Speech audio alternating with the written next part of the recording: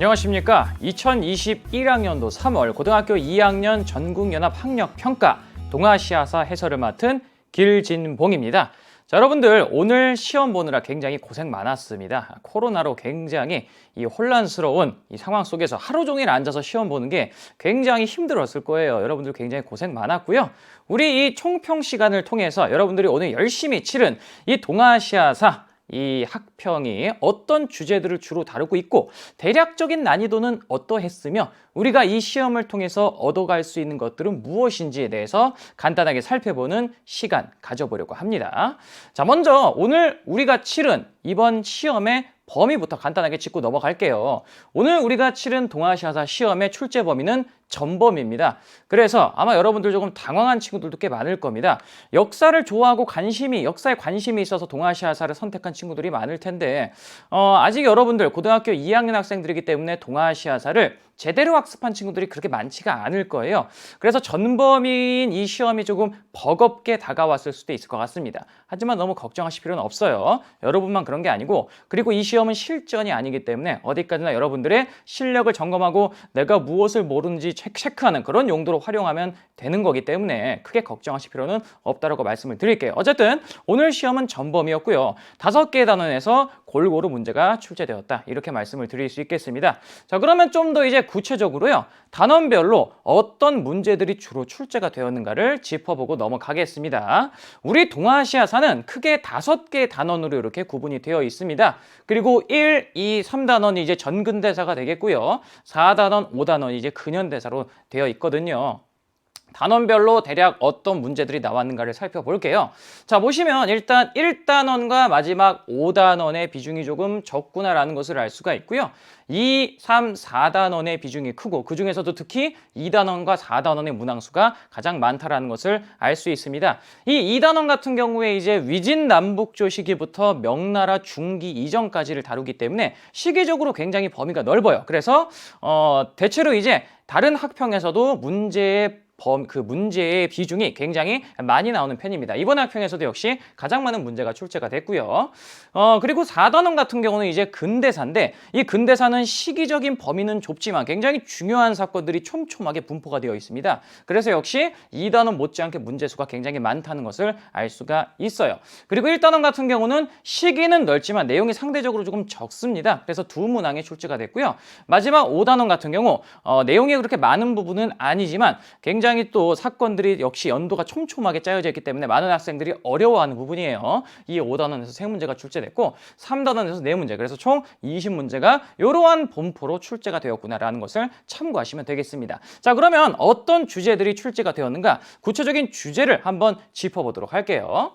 자, 먼저 1단원의 주제입니다. 자, 2문제가 나왔는데, 일단 1번 문제는 동아시아사 학평이니 모평이니 수능에서 늘 다루는 형태의 비슷한 문제가 나왔습니다. 보통 1번 문제는요, 신석기 시대나 청동기 시대의 유물을 찾는 문제가 많이 출제가 되거든요. 이번 학평에서는 청동기 시대 유물을 찾는 문제가 나왔어요. 그래서 청동기 시대 유물 아마 여러분들 크게 어렵지 않게 풀 수 있었을 거라고 생각을 하는데, 전형적인 1번 문제가 나왔다고 볼 수 있겠고, 2번 문제로는 이제 진시황제의 정책을 묻는 문제가 나왔습니다. 이 1단원에서 가장 많이 나오는 신석기 시대, 청동기 시대 유물 문제를 제외하고 가장 많이 출제되는 주제가 바로 진시황제나 한무제, 그리고 흉노에 대한 문제인데요. 진시황제와 한무제 같은 경우는 특히 번갈아 가면서 하나씩은 거의 꼭 나오는 그런 패턴을 보이고 있습니다. 이번 학평에서는 한무제가 아니라 진시황제가 나왔구나라는 것을 여러분들 확인하시면 되겠죠. 이렇게 2문제가 1단원에서 출제가 됐고요. 자, 2단원 보겠습니다. 동아시아 세계 성립과 변화 파트에서 이제 6문제가 나왔는데, 여기서도 이제 굉장히 생소한 주제로 출제된 문제는 별로 없다라는 것을 우리가 확인할 수가 있어요. 북위의 하나 정책 굉장히 자주 나오는 주제고요. 거란의 요나라나 금나라 서화 같은 경우 이제 자주 나오는 주제인데, 특히 요나라와 금나라에 대한 문제들이 많이 나오거든요.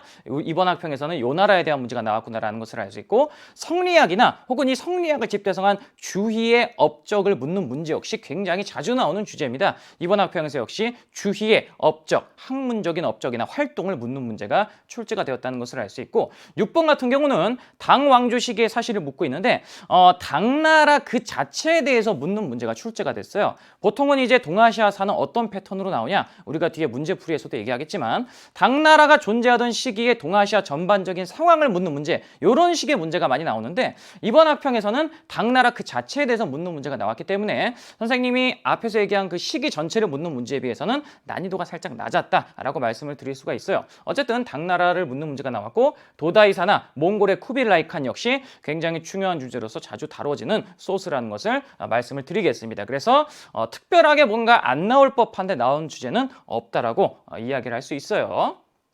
세 번째 주제로 넘어가면요. 임진왜란, 정유재란, 그리고 이제 병자호란이나 정묘호란 같은 주제들이 여기서 많이 나오는데 이 3단원 이번 학평에서는 임진왜란을 다룬 문제가 나왔고요. 그리고 은유통과 관련해서 은을 다루는 문제가 출제가 되었습니다.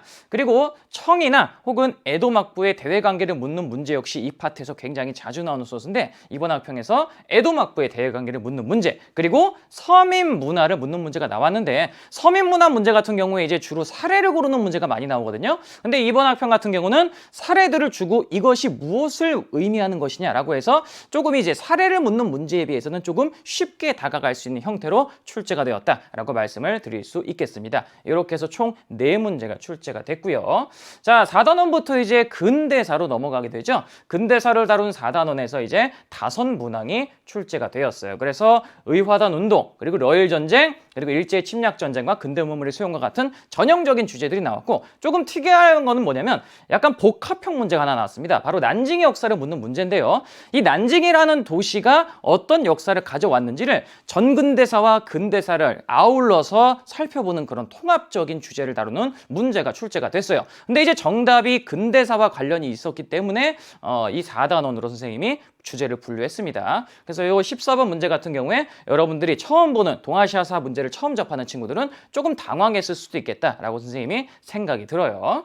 그리고 마지막 5단원 이제 현대사 파트인데요. 이 현대사 파트 굉장히 많은 친구들이 조금 어려워하는 부분입니다. 내용이 많지는 않지만 굉장히 조금 생소하면서도 연도가 짜잘짜잘하게 분포가 되어 있기 때문에 많은 학생들이 어려워한 이 파트에서는요. 베트남 전쟁과 극동 국제 군사 재판에 대한 문제가 나왔고 그리고 중국의 개혁 개방 정책이 나왔는데 이 중국의 개혁 개방 정책 같은 경우에 이제 현대의 정치 경제론을 할 때 굉장히 자주 우리가 다루는 중요한 주제 중에 하나죠. 그래서 전반적으로 봤을 때 이게 왜 나왔지 싶은 그런 특이한 주제는 별로 없었다는 것을 우리가 확인할 수가 있어요. 하지만 앞에서도 얘기했다시피 동아시아사를 제대로 학습하고 이번 시험에 임한 고등학교 2학년 친구들이 그렇게 많지가 않을 것이기 때문에 아직 3월이잖아요. 그렇죠? 그래서 주제 자체는 특별한 주제는 없지만 그래도 많이 여러분들이 조금 어려워했을 수도 있겠다는 생각이 듭니다.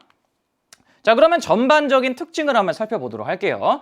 난이도는 일단 좀 평이한 수준입니다. 고등학교 2학년 학생들이 이제 처음으로 접하는 동아시아사라는 것을 염두에 두고 출제진들이 조금 평이한 난이도로 출제를 했다라는 것을 우리가 조금 볼 수 있는데 앞에서도 얘기했지만 평이하다고 해서 여러분들이 무조건 쉽게 다가갈 수 있었다는 얘기는 아니에요. 하지만 여러분들이 앞으로 동아시아사를 열심히 공부를 한다면 이번 3월 학평, 그 공부하고 나서 이번 3월 학평 문제를 다시 본다면 이 정도 문제는 내가 풀 수 있겠다라는 그런 자신감을 가질 수 있을 겁니다.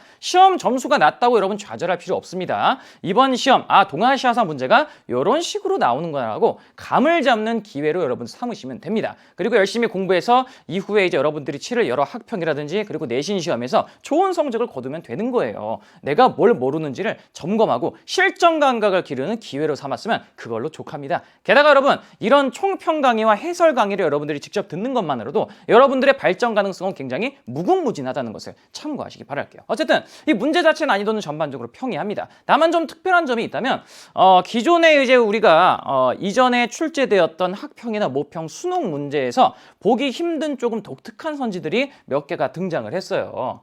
주제 선정 자체는 앞에서 얘기했다시피 조금 일반적인 경향이 있지만 일부 생소한 선지들이 이렇게 나타나 있는 것을 우리가 또 볼 수가 있습니다. 1번 문제 같은 경우에 우리가 이제 문제풀이에서 얘기하겠지만 당삼채와 조기 껍데기 가면이 이제 제시가 됐는데 기존의 동아시아사 기출문제에서 잘 다루지 않던 소스들이거든요. 아마 동아시아사를 아직 본격적으로 공부하지 않았고 대신에 여러분들 중학교 때 이제 세계사를 배웠지 않았습니까? 그런 여러분들의 현재 학습 상태를 고려해서 아마 출제진들이 이렇게 선지를 구성을 한 것 같습니다. 당삼채 조개 껍데기 가면 동아시아사에서 잘 다루지 않는 소스거든요. 이런 것들이 이제 선지로 제시되어 있다는 것을 알 수 있고, 당나라의 안사해난 역시 4종 교과서 중에 대략 한 2종 정도에서만 다룰 정도로 조금 광범위하게 다루는 주제는 아닙니다만 이번 시험에서 출제가 됐어요. 그리고 불국사의 다보탑도 동아시아사에서 굉장히 자세하게 다루는 문화재는 아닙니다. 오히려 사실 다보탑보다는 불국사 3층 석탑, 석가탑을 더 이제 중요하게 다루는 경향이 있거든요. 교과서에서 직접적으로 다루고 있는데 다보탑이 출제가 됐다. 물론 이 다보탑 유명한 문화재니까 여러분들 푸는데 크게 지장은 없었겠지만 조금 이제 독특한 선지였다라고 이야기를 할 수 있겠습니다. 그리고 탈라스 전투 역시 세계사에서 중요한 사건이지만 동아시아사에서는 그렇게 자세히 다루지 않는 사건인데 출제가 됐고요. 서울올림픽도 우리가 88올림픽이라는 것을 굉장히 다 알고 있지만 동아시아 사에서 잘 다룬 주제 아니에요. 그래서 이러한 조금 기존의 기출 문제에서 보기 힘든 독특한 선지들이 일부 제시가 되었구나라는 것을 우리가 이번 시험을 통해서 조금 볼 수가 있었어요. 이런 특징을 가지고 있는 시험이었다라고 보시면 되겠고요. 이번 3월 학평을 통해서 그러면 우리가 앞으로 동아시아사를 어떻게 공부할지 전략을 대략적으로 말씀을 드려보면요. 일단 방금 이야기했다시피 조금 독특한 선지들이 나오긴 했습니다만 전반적으로 이 동아시아사는 기존의 기출에서 다뤘던 선지들이 또 이제 자주 반복돼서 나오는 그런 경향을 보입니다. 그래서 기출 문제를 꼼꼼하게 확인하는 작업이 굉장히 중요하고요. 기출 주제 자체는 이전에 나왔던 주제들이 또 자주 다뤄졌기 때문에 기출에서 어떤 주제들이 자주 등장하는가를 여러분들이 잘 확인하실 필요가 있어요. 그리고 이제 선지 분석을 잘 하셔야 되는데 오답 선지 모두 이제 꼼꼼하게 좀 분석을 하실 필요가 있고요. 그리고 생소한 선지도 거부감 없이 다가갈 수 있도록 여러분들이 여러 지식들을 폭넓게 다룰 필요가 있겠다라고 말씀을 드리겠습니다. 그리고 굉장히 어떤 비주얼적이고 시각적인 자료들이 많이 제시가 된 편입니다. 그래서 여러분들 교과서를 공부하실 때, 교과서나 혹은 문제집으로 공부하실 때 텍스트에만 너무 집중하지 마시고 텍스트와 함께 참고 자료로 제시된 시각 자료를 여러분들 특히 신경 써서 같이 연결해서 살펴보시길 바라겠습니다. 텍스트를 봐도 잘 모르는데 시각 자료에서 답이 될 만한 힌트를 유추할 수 있는 경우가 있어요. 그래서 사진이나 혹은 그림이나 지도와 같은 시각 자료도 소홀하게 넘기면 안 되겠다라는 것을 여러분들 꼭 기억하시기 바랍니다. 자, 이런 것들 참고해서 여러분들 공부한다면 앞으로 여러분들이 당면할 여러 동아시아사 시험들에서 좋은 결과를 가져올 수 있을 것이라 선생님은 확신을 합니다. 자, 총평은 이 정도로 마치도록 하고요. 그럼 본격적으로 우리 문제풀이에 들어가 보도록 하겠습니다. 자, 그럼 우리 문제풀이 강의에서 또 만나도록 합시다. 총평은 여기까지입니다. 안녕!